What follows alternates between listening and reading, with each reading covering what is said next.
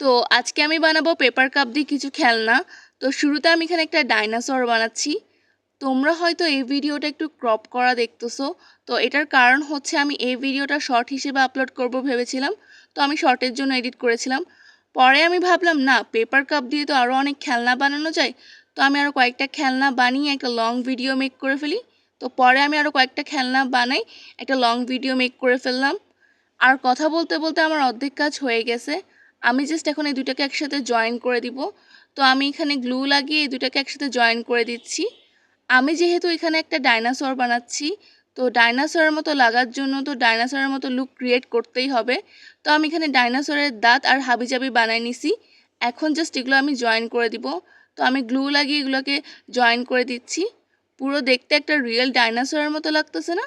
কি বলি আমি এসব, রিয়েল ডাইনোসর কেমনে হবে? কিন্তু ডাইনোসরের মতো তো দেখতে লাগতেছে, তাই না?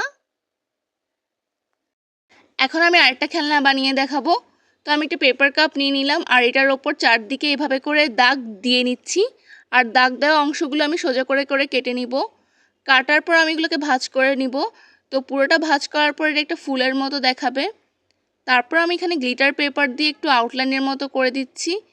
তারপর মাঝখান দিয়ে আমি একটা হোল করব। এই হোলটার মধ্যে আমি টুথপিক ঢুকিয়ে দিব। আর টুথপিকের সামনের অংশে আমি গ্লিটার পেপার দিয়ে একটা মোটা বলের মতো বানিয়ে নিয়েছি, যেটা এই ভিডিওতে উঠে নাই। এরপর আমি পিছনের অংশে একটা স্ট্র ঢুকিয়ে দিব। আর আমার খেলনাটা তৈরি হয়ে গেল। এখন আমি আরেকটা খেলনা বানিয়ে দেখাবো। তো আমি একটা পেপার কাপ নিব আর মাঝখান দিয়ে একটা বড় হোল করব। আর দুই সাইডে দুটো বড় বড় হোল করে নিব। এখন আমি এগুলোকে একসাথে জয়েন করব। তো আমি গ্লু লাগিয়ে এগুলোকে জয়েন করে দিচ্ছি। তো আমার জয়েন করা হয়ে গেল। এরপর আমি 3টে স্ট্র নিব আর স্ট্রগুলোকে কস্টেপ দিয়ে জয়েন করে দিব।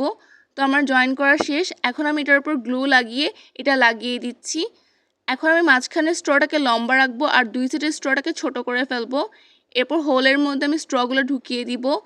এখন আমার খেলনাটা রেডি। তো আমার থেকে এই খেলনাটা সবচেয়ে বেশি ভালো লেগেছে। তোমাদের থেকে কোন খেলনাটা বেশি ভালো লেগেছে সেটা কমেন্টে জানাও।